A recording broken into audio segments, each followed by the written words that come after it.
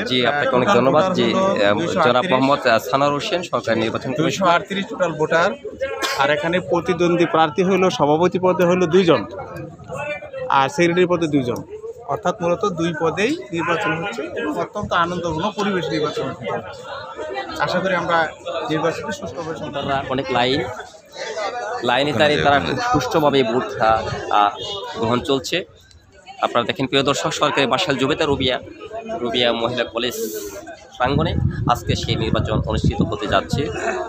সকাল 10টা থেকে বিকাল 4টা পর্যন্ত ভোট গ্রহণ চলবে। টোটাল ভোটের সংখ্যা হলো 238।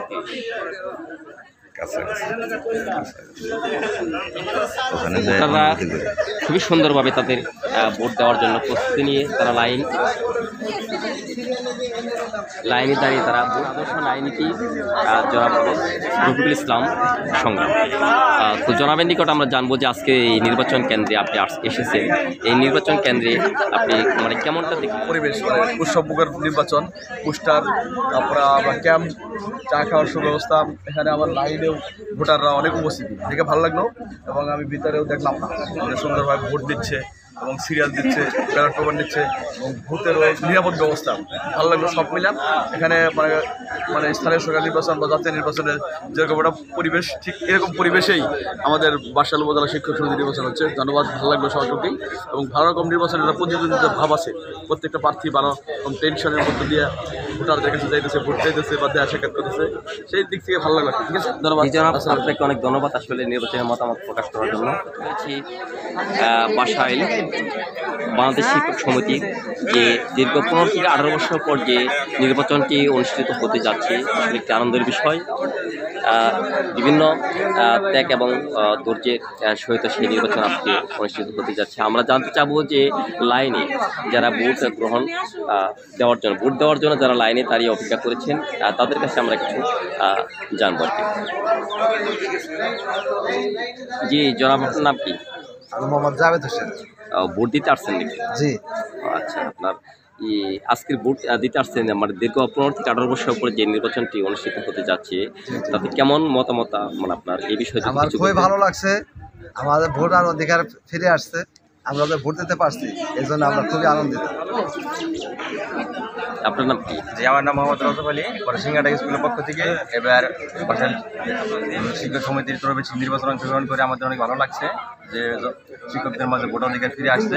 আমরা আশা রাখি এই ধারাবাহিকতা অব্যাহত থাকবে এবং সুস্থ সুন্দর একটা নির্বাচনের মাধ্যমে আমরা আমাদের প্রতিনিধি নির্বাচন করতে সক্ষম হব।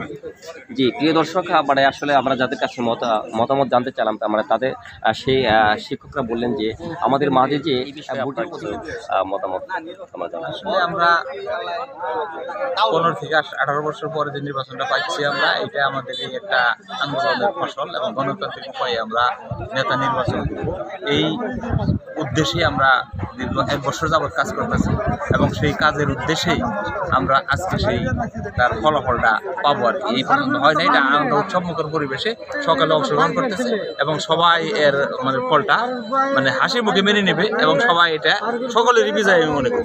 আরও জিতুক যে সকলেরই বিজয়, কারণ এটা গণতান্ত্রিক উপায়ে হইল। আজকে নির্বাচনে তো এমনি কোনো ধরনের কোনো না, নির্বাচনের ব্যাপারে কোনো সুষ্ঠুভাবে নাই, সুষ্ঠুভাবে হচ্ছে, যার যার মতো ভোট দিচ্ছে, এখানে কোনো সমস্যা নাই। জি জি স্যার, আপনাকে ধন্যবাদ। বাংলাদেশ শিক্ষক সমিতি বাসাইল উপজেলা শাখাটি বার্ষিক নির্বাচনে সভাপতি পদে জনাব মোহাম্মদ আবুল কাশেম মিয়া MA 1 নং ব্যালটে আজকে নির্বাচন অনুষ্ঠিত হতে যাচ্ছে, সেই ক্যাম্পে আমরা উপস্থিত হয়েছি। সেখানে অনেক ভোটার এবং শিক্ষক যারা উপস্থিত হয়েছে। প্রিয় দর্শক, আপনারা দেখেন যিনি প্রতিনিধিত্ব করছেন জনাব ওসমান আলী মিয়া ব্যালটে মনিরুজ্জামান, যিনি প্রতিদ্বন্দ্বিতা করছেন। আমরা সেই তার